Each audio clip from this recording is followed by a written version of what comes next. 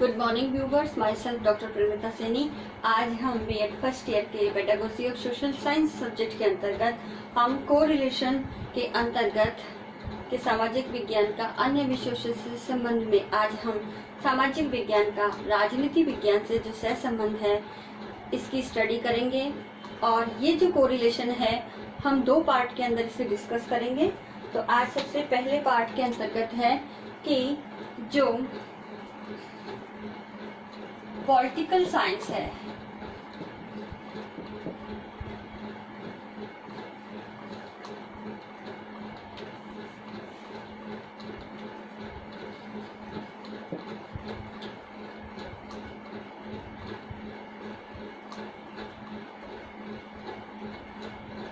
अब ये जो पॉलिटिकल साइंस है, इस पॉलिटिकल साइंस में का जो मेन है, अगर हम इसका अर्थ देखते हैं तो ये हमारे जो देश है या जो भी वर्तमान शासन प्रणाली है, वर्तमान शासन प्रणाली हमारा जो हमारी जैसे हमारे भारत देश के अंदर लोकतंत्र की शासन प्रणाली को हमने अपनाया है, तो शासन प्रणाली का अध्ययन करता है।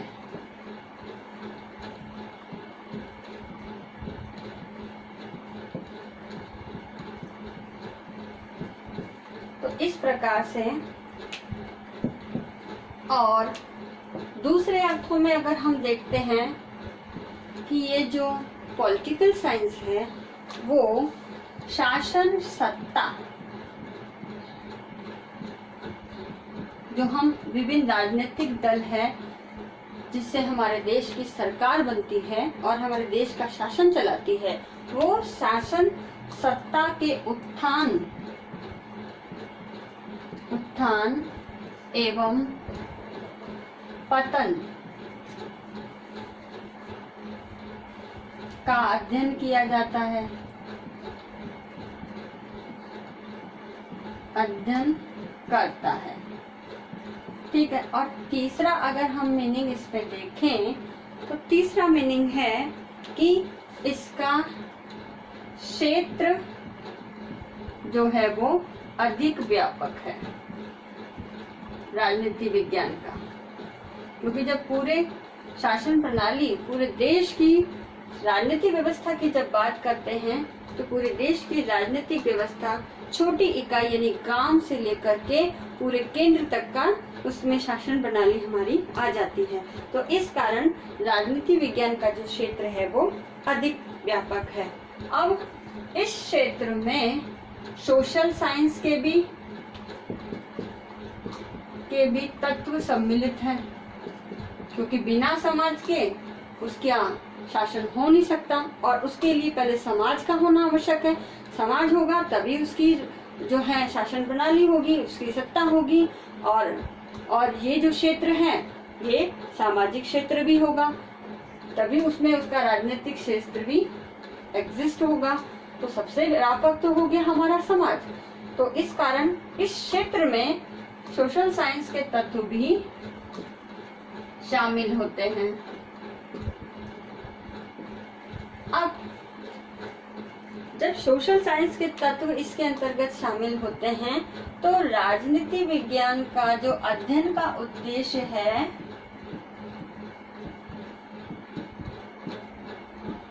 कि हमें क्यों पढ़ाना चाहिए, तो अध्ययन का उद्देश्य हुआ कि योग्य नागरिकों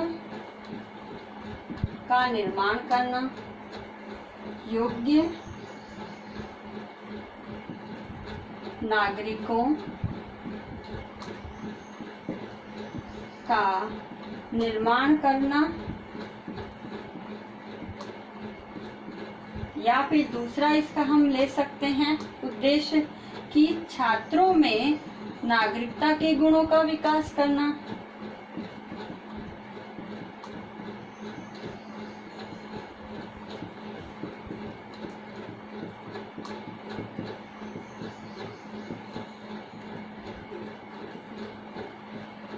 तो ये हमारे पॉलिटिकल साइंस के ऑब्जेक्टिव हो जाते हैं, जिसमें कुछ सोशल साइंस के तत्व भी शामिल होते हैं, जुड़े हुए होते हैं। तो इस प्रकार सोशल साइंस जो है वह कालक्रम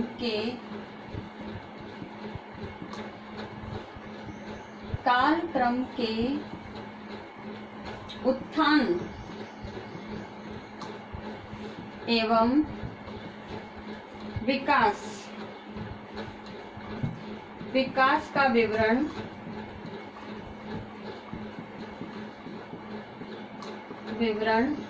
प्रस्तुत करता है। यानी समाज कैसे अस्तित्व में आया, उसका विकास क्या हुआ, और वर्तमान समय में समाज का जो हमारी संरचना है, सामाजिक व्यवस्थाएं हैं, सामाजिक संगठन है, सामाजिक इकाइयां हैं, वो सब क्या क्या है, ये सोशल साइंस हमारा प्रस्तुत करता है।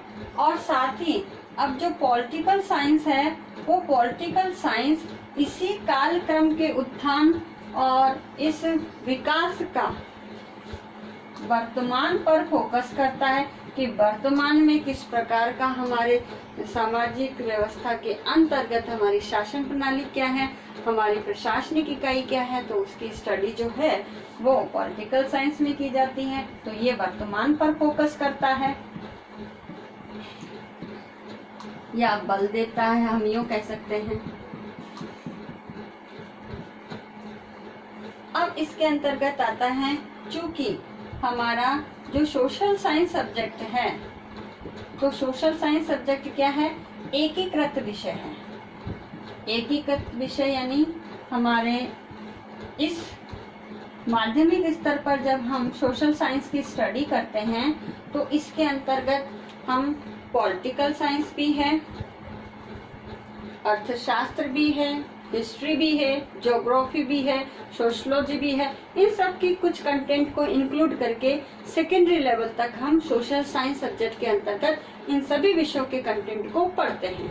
तो इस प्रकार एकीकृत विषय होने के कारण इस सोशल साइंस में, जिसमें मानव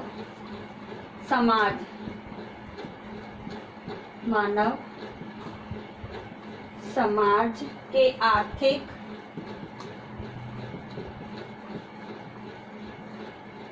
धार्मिक, राजनीतिक या राजनीति जो भी है, सांस्कृतिक, जो कि सोसाइटी से जुड़ा हुआ, तो सांस्कृतिक पक्ष तो साथ ही आएगा। तो हमारा जो सांस्कृतिक पक्ष भी है, नैतिक भी है, आध्यात्मिक भी है, नैतिक, आध्यात्मिक,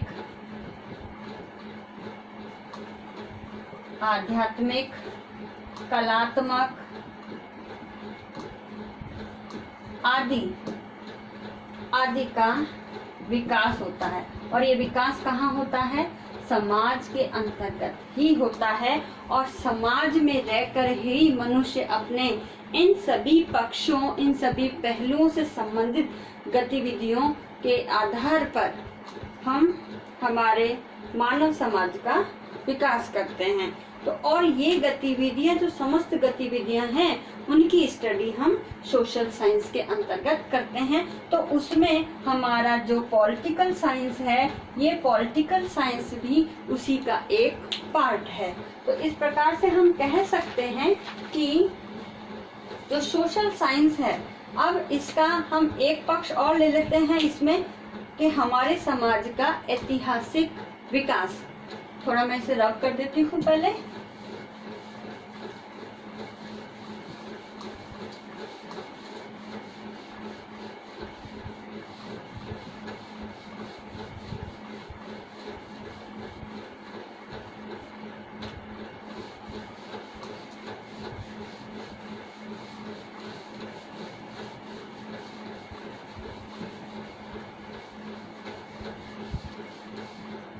अब इसमें जो हमारा समाज है, जो मनुष्य के द्वारा निर्मित है, तो इस समाज का जो ऐतिहासिक विकास है, पास्ट के अंदर कैसा विकास हुआ था, तो ऐतिहासिक विकास को हम जो स्टडी करते हैं वो स्टडी जो है वो हम इतिहास के अंतर्गत करते हैं। जो इतिहास इसका एक जो सोशल साइंस का ही एक पार्ट है, ठीक है। सोशल साइंस के अंतर्गत हिस्ट्री भी एक इकाई होती है जिसकी स्टडी हम सेकेंडरी लेवल तक पढ़ते हैं। और इस ऐतिहासिक विकास के जितने भी तथ्य हैं या हम कह सकते हैं हमारे कंटेंट, ये सारे कंटेंट जो है वो अतीत की राजनीति है।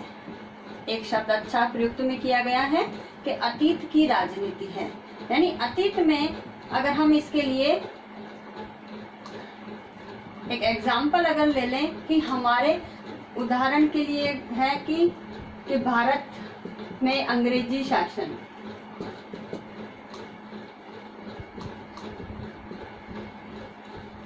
तो अंग्रेजी शासन जो है ये सारा हिस्ट्री का ही पार्ट है, क्योंकि ये इसका ऐतिहासिक विकास ही है हमारे देश का। और इस ऐतिहासिक विकास में जो शासन की हम बात करते हैं वो शासन हमारा राजनीतिक पक्ष हो गया उस समाज का। तो हमारा जो प्राचीन समाज या कह सकते हैं कि हम स्वतंत्रता प्राप्ति से पूर्व जब हमारे देश जो है ब्रिटिश जो सत्ता है उसका गुलाम था, तो हमारे देश पर अंग्रेजी शासन था। अब इस अंग्रेजी शासन के अंतर्गत ये शासन जो सत्ता आ गई, ये हमारा जो पॉलिटिकल साइंस है इसकी स्टडी इसके अंतर्गत होती है, क्योंकि ये जो है शासन का पहलू हो गया। और जब हम इस अतीत की बात करते हैं तो ये ऐतिहासिक विकास हो गया और जिसकी स्टडी हम करते हैं हिस्ट्री के अंतर्गत। और ये दोनों ही मिला करके, चाहे हिस्ट्री हो चाहे पॉलिटिकल साइंस हो, ये दोनों ही मिला करके हमारे सोशल साइंस सब्जेक्ट जो हम सेकेंडरी लेवल तक पढ़ते हैं, सेकेंडरी लेवल तक यानी हमारे 10th क्लास तक हम इन सब की स्टडी करते हैं। तो इस प्रकार से हम कह सकते हैं कि जो सोशल साइंस है उसका राजनीति विज्ञान से सहसंबंध है। अब इन दोनों में क्या हो गया, घनिष्ठ सहसंबंध, क्योंकि दोनों एक दूसरे के पूरक है। क्योंकि जब तक सोशल साइंस बेस नहीं देगा तो उसके कंटेंट के रूप में पॉलिटिकल साइंस नहीं आएगा। तो घनिष्ठ संबंध है social science plus pol science में।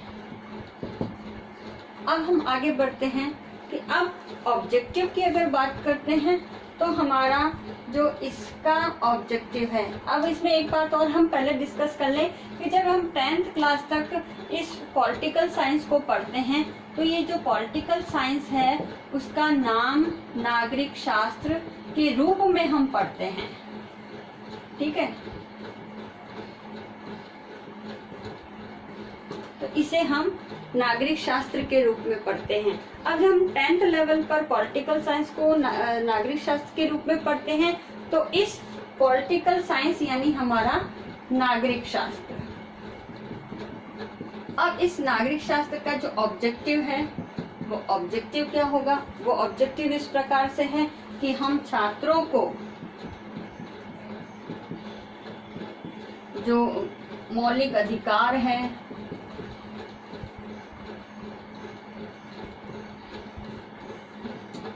मौलिक अधिकार हो गए, कर्तव्य हो गए, नीति निर्देशक तत्व है,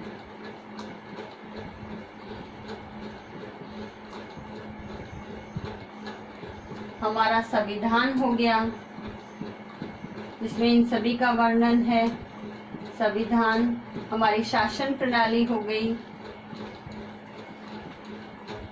जो हमने अपना रखी है, साथ ही मताधिकार हो गया जो टोटली इसके राजनीति विज्ञान से संबंधित है, तो मताधिकार हो गया। और हमारे सरकार के अंग हो गए जिसके द्वारा हमारी शासन प्रणाली चलती है। तो सरकार के अंग जिसमें लोकसभा है, राज्यसभा है, व्यवस्थापिका है, न्यायपालिका है, तो सरकार के अंग, इन सभी का ज्ञान प्रदान करना हमारे पॉलिटिकल साइंस का ऑब्जेक्टिव होता है। अब इसी प्रकार सोशल साइंस का भी ऑब्जेक्टिव है। अब ये सोशल साइंस का ऑब्जेक्टिव है कि समाज का व्यवस्थित एवं विकसित रूप का ज्ञान प्रदान करना। अब ये जो समाज का व्यवस्थित और विकसित ज्ञान प्रदान करना, ये ही हमारा सामाजिक पर्यावरण कहलाता है। अब इस सामाजिक पर्यावरण के अंतर्गत इसका जो पक्ष है वो पॉलिटिकल साइंस भी है, क्योंकि इसी सामाजिक पर्यावरण में ये सारे एक्टिविटीज होती हैं जिसका ज्ञान पॉलिटिकल साइंस में या माध्यमिक स्तर पर नागरिक शास्त्र के रूप में दिया जाता है। तो इस प्रकार हम कह सकते हैं कि बालक के अंदर जो समस्त सैद्धांतिक ज्ञान है, और ये समस्त सैद्धांतिक ज्ञान जब हम प्रदान करते हैं सोशल साइंस के अंतर्गत राजनीतिक विज्ञान या राजनीति विज्ञान या सिविक्स के रूप में, नागरिक शास्त्र के रूप में प्रदान करते हैं, तो इससे बालकों में नागरिकता के गुणों का विकास होता है। साथ ही इससे ऐसे नागरिकता के गुण जिससे एक स्वस्थ राजनीति का विकास होता है, जिसमें किसी प्रकार का भ्रष्टाचार या अनैतिकता जैसे अवगुण विद्यमान नहीं होते। तो हमें सोशल साइंस में पॉलिटिकल साइंस के अंतर्गत इन सभी जो उद्देश्य हैं, इन सभी कंटेंट नॉलेज को प्रदान करके हमें फुलफिल करने होते हैं। और जब हम इन ऑब्जेक्टिव को फुलफिल करते हैं तो हम देश के लिए एक आदर्श, एक चरित्रवान नागरिक का निर्माण कर सकते हैं, जो आगे चलकर हमारे देश के लिए नेतृत्व कर सके और एक ऐसा नागरिक तैयार कर सके जो हमारे देश को न केवल सामाजिक बल्कि आर्थिक, राजनीतिक, सांस्कृतिक, आध्यात्मिक, इन सभी पक्षों में विकास के चरम लक्ष्य की ओर ऊपर उठा सके। तो इस प्रकार सामाजिक विज्ञान और राजनीति विज्ञान में आपस में घनिष्ठ सहसंबंध है, क्योंकि जब एक आदर्श नागरिक का निर्माण होगा तो वो आदर्श नागरिक समाज का भी नागरिक है जो सोशल साइंस के अंतर्गत आता है। तो इसी कारण दोनों विषय एक दूसरे से सहसंबंधित है। अब पॉलिटिकल साइंस के जितने भी प्रत्यक्ष और अप्रत्यक्ष रूप से जो भी आकांक्षाएं हैं वो सभी सोशल साइंस के द्वारा प्रभावित होती है, क्योंकि जब सोशल साइंस के कंटेंट के माध्यम से राजनीति विज्ञान के ये सभी ऑब्जेक्टिव फुलफिल होंगे, तभी हमारे देश को एक भावी पीढ़ी के रूप में ऐसे एक आदर्श नागरिक प्राप्त हो सकेंगे। तो इस कारण जो पॉलिटिकल साइंस है वो डायरेक्ट और इनडायरेक्ट रूप से सोशल साइंस से प्रभावित होता है, यानी उसकी कंटेंट सामग्री सोसाइटी या सोशल साइंस को ध्यान में रखकर ही निर्धारित की जाती है। अब इन दोनों विषयों में आपस में क्या कोरिलेशन है उसकी स्टडी हम इसके नेक्स्ट पार्ट में करेंगे।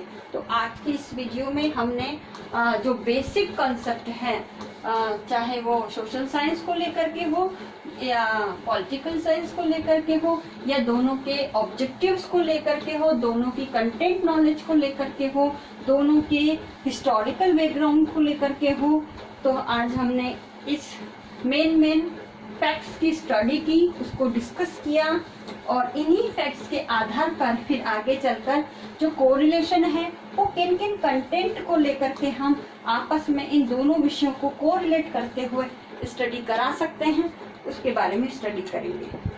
नाउ आज का जो असाइनमेंट है आपका, वो इस प्रकार से है। इसमें फर्स्ट क्वेश्चन आपका दिया जाता है कि सामाजिक विज्ञान का राजनीति विज्ञान से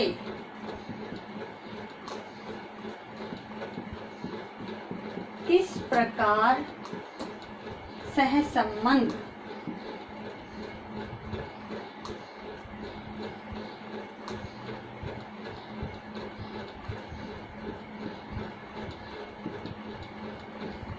स्थापित किया जा सकता है।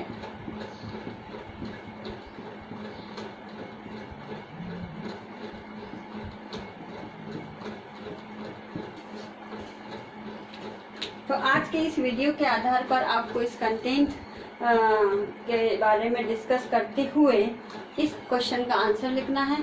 साथ ही इस कोविड-19 के पीरियड में, इस पेंडेमिक महामारी में, आप जब कोरोना की तीसरी लहर भी चल रही है तो आप अपने घर में रहिए, सेफ रहिए और लोगों को भी इससे अवेयर कीजिए और ज़्यादा से ज़्यादा वैक्सीनेशन के लिए प्रोत्साहित कीजिए।